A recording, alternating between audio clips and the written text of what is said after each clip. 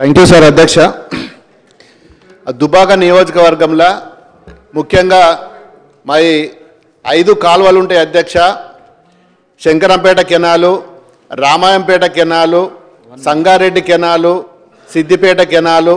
మరి ఈ కాలువలు పూర్తిగా మల్లన్న సాగర్ ద్వారా మరి దుబ్బాక నియోజకవర్గం నుంచి పోతాయి. మరి ముఖ్యంగా దుబ్బాక నియోజకవర్గానికి మల్లన్న సాగరు, కొండపోచమ్మ 2 ప్రాజెక్టుల ద్వారా మరి అన్ని మండలాలకు కూడా నీరు రావడానికి మెయిన్ కెనాల్స్ అన్నీ కూడా తవ్విండ్రు.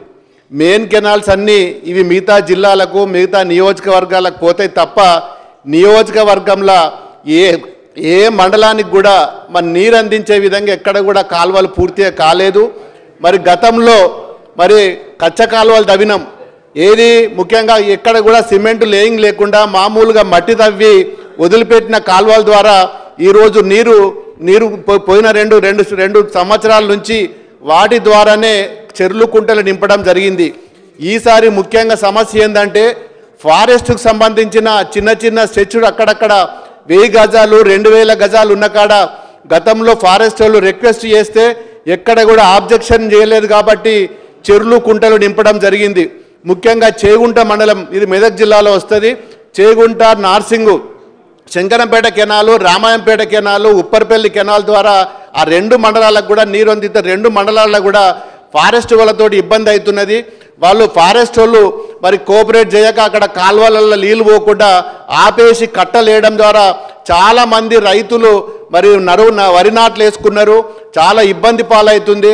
ఫారెస్ట్ వాళ్ళు కోఆపరేట్ చేసి మరి వారిని ఆ పూర్తి స్థాయిలో వారితో రివ్యూ మీటింగ్ పెట్టి దుబ్బాక నియోజకవర్గంకు సంబంధించిన అన్ని కాలువల రివ్యూ మీటింగ్ పెట్టి మరి ఆ కాలువల ద్వారా నీరు అందించి ఇవ్వాలని చెప్పి నేను ఈ సభ ద్వారా మరి గౌరవ మంత్రి గారికి, ముఖ్యమంత్రి గారికి కూడా నేను రిక్వెస్ట్ చేస్తున్నా.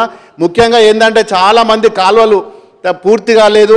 మరి గతంలో ఫారెస్ట్ వాళ్ళు మరి వాళ్ళు చూడనట్టు వదిలిపెట్టారు కాబట్టి వెళ్ళిపోయినాయి. ఇప్పుడు అందరు కూడా ఫారెస్ట్ వాళ్ళు ఎక్కడ కూడా కాలువల ద్వారా నీళ్లు లేక చెల్లు నింపలేకపోతున్నాం. చెర్ల ద్వారా నింపిన నీళ్ళతోటే మరి పొలాలు వారాలే, పొలాలు ఎండిపోతున్నాయి. రైతులు చాలా ఇబ్బందుల పాలవుతున్నారు, భయపడుతున్నారు. మరి గతంలో కూడా నాట్లు పోసుకున్నారు.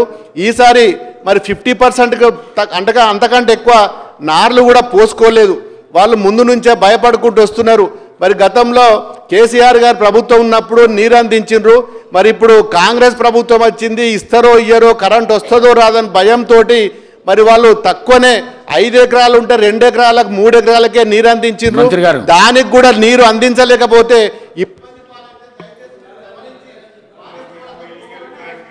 మంత్రి గారు రాజా గౌరవ సభ్యులు ప్రభాకర్ రెడ్డి గారు చెప్పినట్టు సార్ బాధలన్నీ ఆయనే చెప్పిండు. మళ్ళా లాస్ట్ కూర్చుంటా ఏదో కాంగ్రెస్ పార్టీ ప్రభుత్వం వస్తే చేస్తలేదు అంటున్నాడు.